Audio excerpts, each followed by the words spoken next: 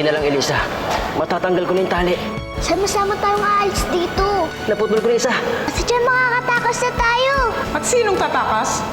Check muna natin dito sa database ng LTO yung sinasabi niyong plate number para malaman natin kung kanino nakarehistro. Nakarehistro daw kay Malu Villaroman. Kilala niyo ba yun? Baka kung anong nangyari dun sa kwarto na yun, ha? Baka hindi lang house cut yun. Hindi ba titignan man lang? Bakit kayo nag-iingay, ha? Nai-istorbo yung meeting ko sa taas. Ha? Bakit kayo nag-iingay, ha? Kan, makakilala talaga yung kaibigan mo. Well, we were classmates in high school. Ano sa tingin ko baka may ibang problema eh. Kapag hindi kayo tumigil, kayo yung susunod ko kay Berting.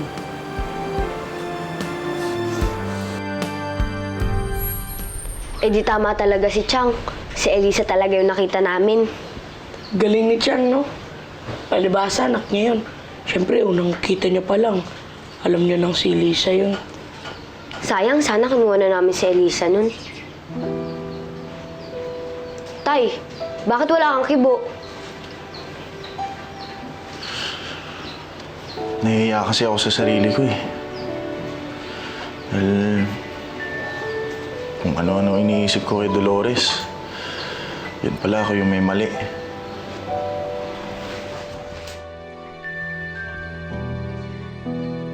Tay, maintindihan ka ni Chang Dolores. Alam niya naman pong nagmamalasakit lang kayo sa kanya eh.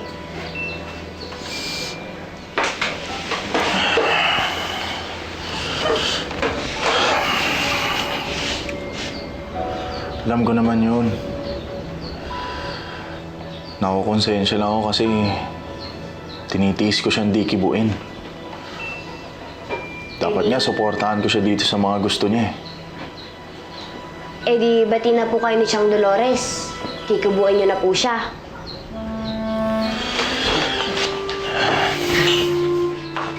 Mga anak, hindi lang ako makikipagbati sa kanya. Hihingi pa ako ng tawad kasi nawalan ako ng tiwala sa tiyang niyo eh.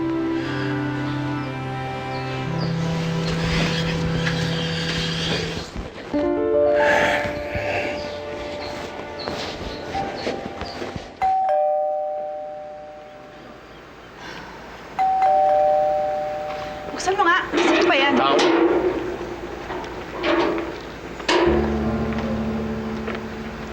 Gabi na. Nambubulaho ka pa. Ano kailangan mo? Si Victor, Wala siya dito. pumunta kami dito ang tao. Sana tratuhin mo kaming tao. Eh, wala nga siya dito eh. Anong magagawa ko? Kaya lumabas yung araw, hindi kami aalis dito hanggat hindi siya dumarating. Eh, di maghintay kayo dyan. Pero dyan kayo sa labas maghintay.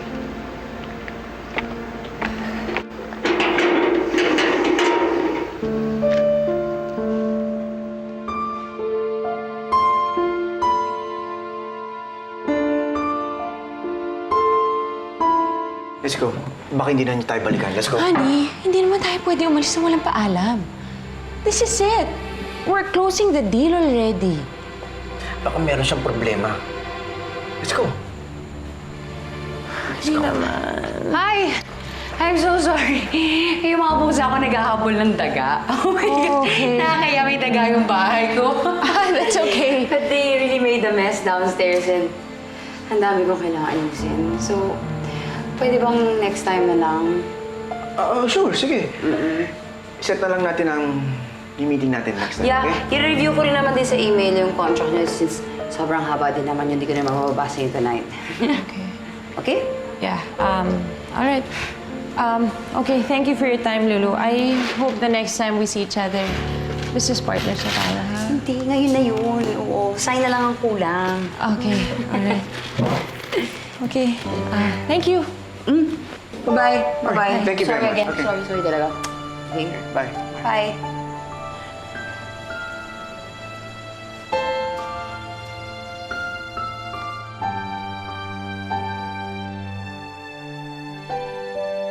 Kukunin pa rin ba natin siyang investor?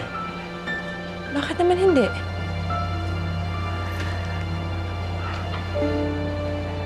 May nararamdaman ako hindi tama. Parang hindi ko maintindihan na parang may tinatago siya sa atin. Honey, kailan ka pa naging judgmental na tao? Ngayon mo lang nakilala si Lulu, ang dami mo ng paghihinala sa kanya. Pero ibang pakiramdam ko ngayon. Tama ako ngayon. Ngayon magiging totoo ko sa'yo. Ayoko na makikipagkita pa sa kanya. Honey, don't waste this big opportunity. Don't judge her just based on what you feel. She's a big catch kung nagkataon. A big catch is not always a good catch.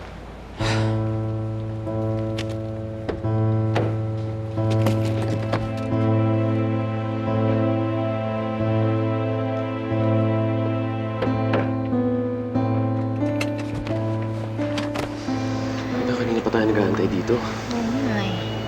Kausapin na kaya natin si Dolores.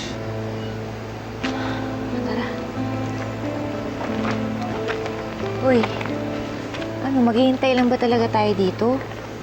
Ayaw bang simulan na natin yung paghahanap kay Elisa? Imelda, marami kasing connection yung pamilya ni Victor. Matutulungan niya tayo para hanapin si Eliza. Saka isa pa, ayoko naman na isang araw sisihin niya ako kung bakit ako nagdesisyon mag-isa. Nagkabati na nga kami ni Victor Siyempre, kailangan namin magtulungan para hanapin yung anak namin. Pero Dolores, kanina pa tayo nag-aantay. Nag-aaksaya tayong panahon. Oo nga. Paano kung di siya umuwi dito ngayong gabi?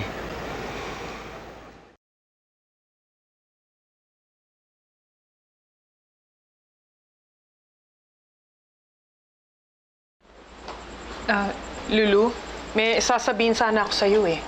Okay lang, madam. Basta wag negative. Ay, nega talaga to.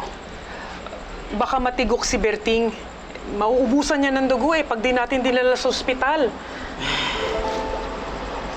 Anong gagawin natin? Gusto mo siyang dalhin sa ospital? Anong gagawin niya sa ospital, madam? Isusumbong niya ako. Unless, i-hypnotize mo siya para makalimutan niya lahat. Ha? At pinasa mo na naman sa akin ang problema. And then let him die. Ano na pa mong bago doon, di ba? Lulu, may pamilya si Berting. Tsak na, kukontakin nila yan pag hindi nila nakita. Ano, pupuntahan ka nila dito? Hintayin mo pa ba yun? Lulu. Lulu, ano ba? Shh.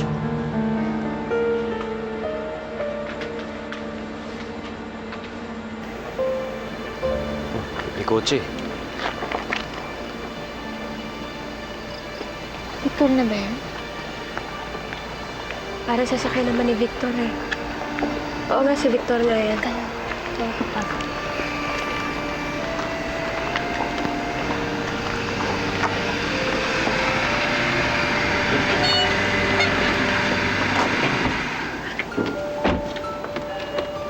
Dolores, anong ginagawa mo dito? Pasensya ka na, hindi ko nasagutin tawag mo ha. May problema ba? Victor, nakita ko na si Elisa. Saan? Tinangay siya ng isang babae, pero kilala namin kung sino yon. Ito siya, si Malu Villaroman. Malu Villaroman? Sino That's dito? Lolo. Kilala niya siya?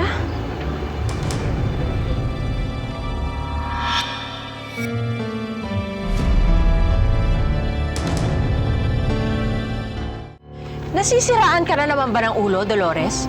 Kilala mo ba yung pinagbibintangan mo, ha? Hindi pero tinangay niya si Elisa. Yun lang ang alam ko. Wala Hindi na magagawa ni Lulu yan sinasabi mo. At bakit? Dahil kaibigan mo siya, kaya Hindi. pinagtatanggol mo? Dahil hindi siya kidnapper. Hindi siya patay gutom na katulad mo na kayang kidnapin ang anak para lang magkapera. Bawiin mo yung sinabi mo! Dolores, tama na! Oo! Patay gutom ako. Pero hindi naman ako halimaw katulad mo. Alam mo, nakalimutan ko na kung anong ginawa mo sa anak ko. May araw ka rin sa akin. Victor, totoo yung sinasabi ni Dolores. Ako mismo nakita ko yung Lulu na yun. Sakay niya si Elisa na umiiyak. Victor, kung kakilala mo yung taong yun, mas madali na siya mahanap. Paano kung nasa kanya si Elisa?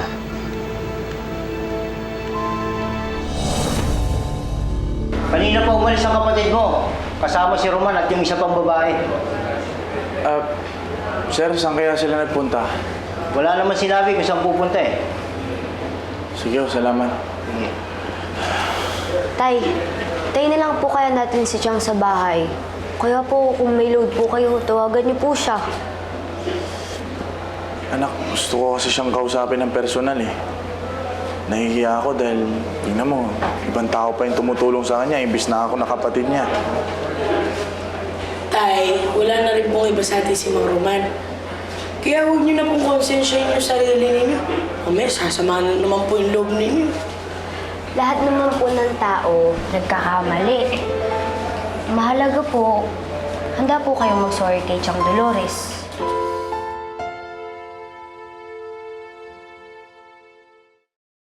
Honey, alam mo ba kung anong consequence nito? Pag pinagbintangan natin si Lulu, baka hindi na siya lalo mag-invest sa atin. Anong gagawin ko? Hindi ko pwedeng pabayaan ang anak ko. At wala akong pakialam kung hindi siya mag-invest sa atin. Di ba yun naman ang plano ko kanina, di ba? Ano ka ba? Sa tingin mo ba talaga ganito kaliit ang mundo para mapunta si Elisa kay Lulu? This is crazy! Alam mo, kanina pa ako naghihinala sa lulong yan eh. Ngayon ko lang na-realize na baka si Elisa yung nakausap ko nung tumawag ako sa phone niya. Pati ba naman ikaw naniniwala? Bakit hindi? Alam kong boses ng anak ko. Kaya hindi ako magtataka kung nandun siya. O so anong plano mo ngayon? Babalik tayo ngayon sa bahay niya.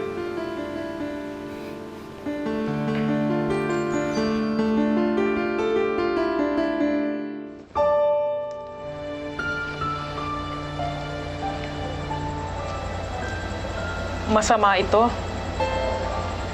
Death? Bakit naman? Death card yung nakuha ko. Naghihingalo si Berting. Madam, hindi naman si Berting yun. Matagal nang may patay sa bahay na ito. Anong balak mo? Gawing dalawa ang bangkay? Ano to, nag-iipon ka ng mga patay dito? Negative energy ang death. Dapat nga noon mo pa iniwan tong bahay na to eh. Madam, no! Hindi ako aalis dito. Wala akong mapili ito ka. Sige, gusto mo gawin kong 3 yung bangkay dito.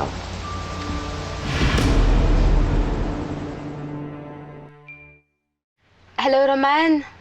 O, sige, doon na lang tayo magkita doon sa address na binigay ni Victor.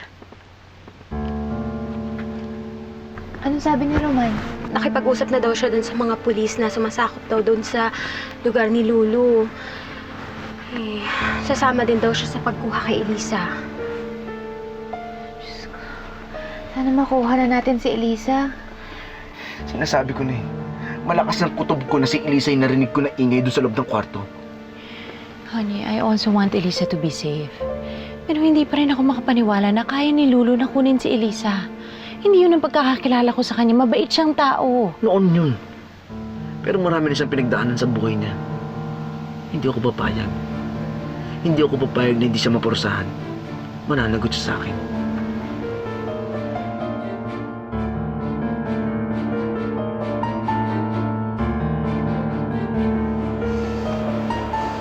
Lulu, mahinang-mahina na pulso niya eh. Hindi ko na halos maramdaman. Wala tayong magagawa, madam. Baka talagang hanggang dyan na nga buhay niya. Hindi dahil sa'yo, hindi siya mamamatay eh. Pwede ba gawin mo na lang yung suggestion ko? Wait lang, madam ah. Maghihintay na ako ng sign kung tama yung sinasuggest mo. Ito na yata yun to.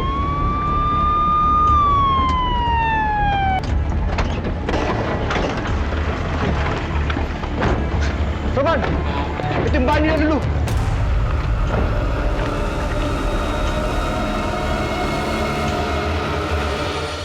Mukhang walang tao dito ah. Nakabukas pa yung gate oh. Imposible. Kamiting lang namin siya kanina.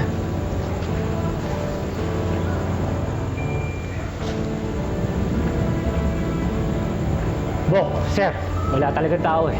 O tara. Ano nangyari yun? Tara, pasukin na natin. Dito lang kayo. Mauna na muna kami.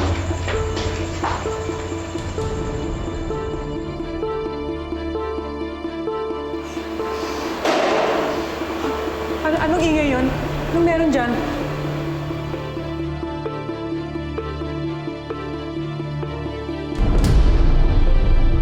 Nasaan na kaya si Elisa? Bakit walang tao dito? Dolores, hinahalughog pa nila yung bahay. Mahanap natin siya. Diyos ko, nasaan na pa si Elisa? Roman, hali kayo! May nahanap kaming tao dito. Dali nyo! Saan, Roman? Dito! Ikaw talaga? Kung Kung di pa kita hinulaan na may masamang mangyayari, hindi mo pa ako susundin na umalis na tayo doon! Madam, hindi ganun kadaling gawin yung suggestion mo. Ang hirap pa yung iwan ng bahay ko. I'm going to leave my crystals. They're like my babies. Okay na yan! Kesa naman ma-absorb natin lahat ng mga bad vibes doon. Buti nang iwanan na natin ang bahay na yan, pati lahat ng mga problema.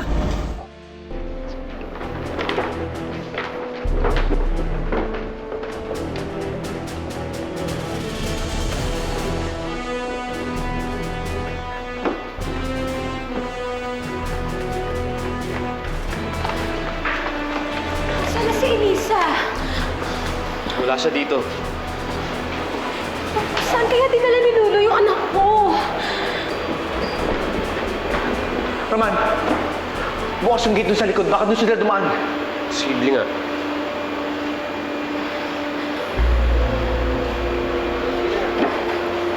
Saan na kaya yung anak ko? Saan na kaya si Elisa?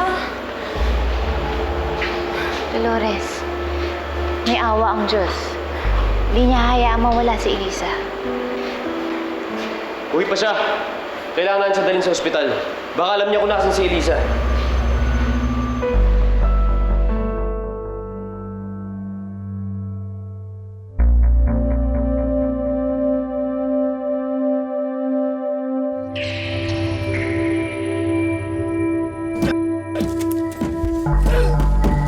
Ay!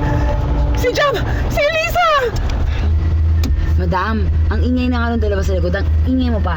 Paano ako makakapag-concentrate sa pagdadrive ko?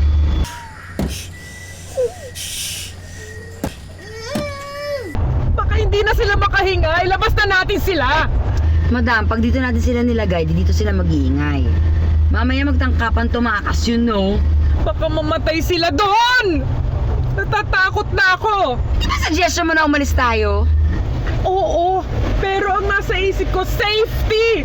Peaceful traveling! Hindi yung may dalawang bata sa likod ng truck at meron pang mummified na bangkay!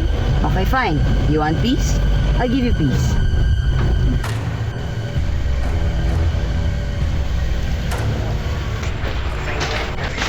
Kaya ginawa mo.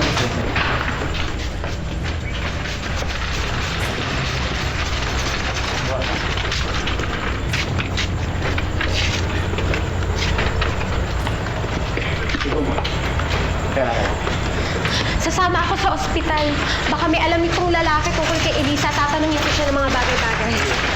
Eh, paano kung mali ka na naman? Hanggang pa ngayon, nagdududa ka pa rin ba sa akin? O talagang nagtatanga-tangahan ka lang? Hoy! Dahan-dahan ka ng pananalita mo sa akin, ha? Wala akong pakialam kahit kaibigan mo yan si Lulu. Tinangay nga yung anak ko, kaya hahabulin ko siya. Pwede ba? Tama na! Huwag na kayo magtalo! Pwede ba pagsabihan mo yung asawa mo? Ha? Lagi na lang yung kontra sa akin eh. Bakit ba kasi yan dyan? Dolores, nagmamalasakit lang siya kay Elisa. Hindi eh. Kinakampihan niya kaya yung kaibigan niyang walang yang yung si Lulu. Ha? Talaga kung hindi ko lang talaga alam na sinasaktan mo yan si Elisa. Hindi ko kailangan pagmamalasakit mo. Halika na.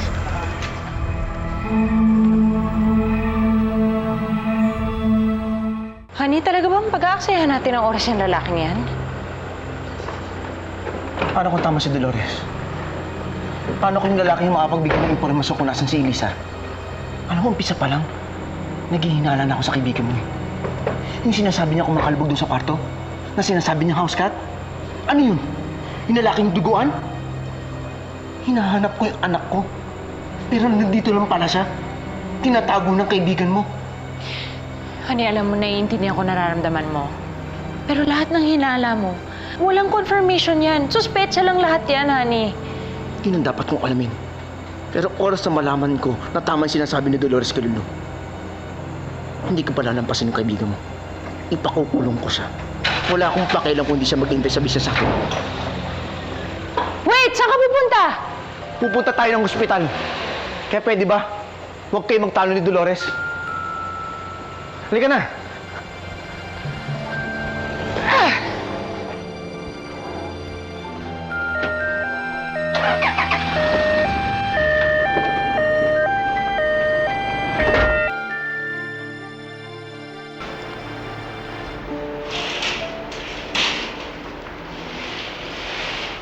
Kamusta na po yung lagay niya, Dok? Ligtas naman na siya. Kung nahuli-huli kayo ng pagdala sa kanya rito, baka hindi na namin siya naisalba. Maraming dugo ang nawala sa kanya. Dok, masasabi niyo po ba kung kailan po siya magkakamalay? I can tell you that right now. Bumabawi pa yung katawan niya sa blood loss. Pero okay naman yung vital signs niya. But all we can do right now is wait until makarecover siya. Excuse me. Salamat po. Thank you. Sana magising na siya. Para matulungan niya tayo maghanap kay Elisa.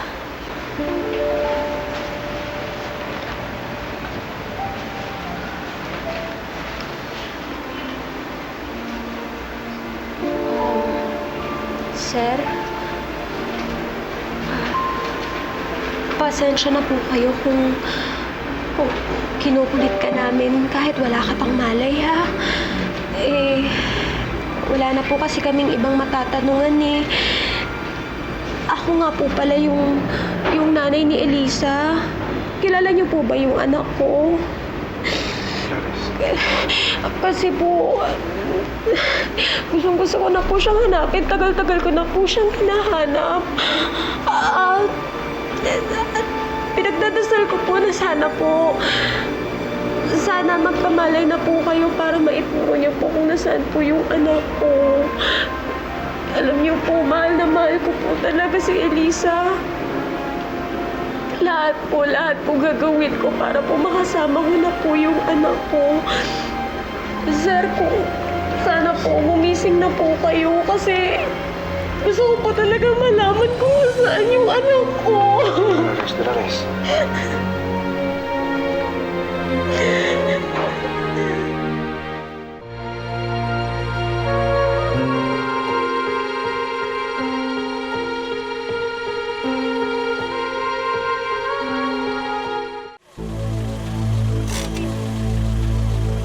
Ba't ka huminto dito? Gusto mo ng katahimikan, di ba? Ano gagawin mo?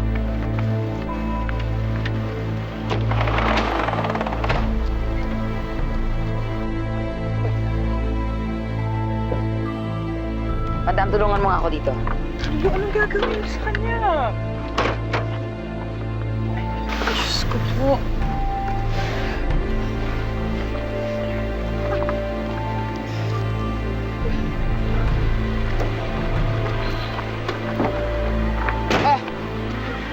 Diyan ka!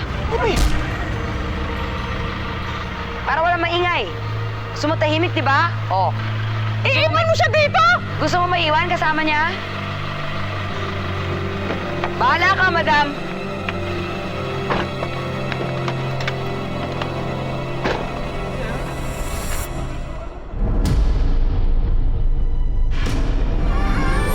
Wait, sandali. Bakit may checkpoint? Patay tayo! Arestuhin na tayo! Pwede ba? Hindi! Nay, nasan ka na? Nahirap na po ako. Victor, nagkakamalay siya.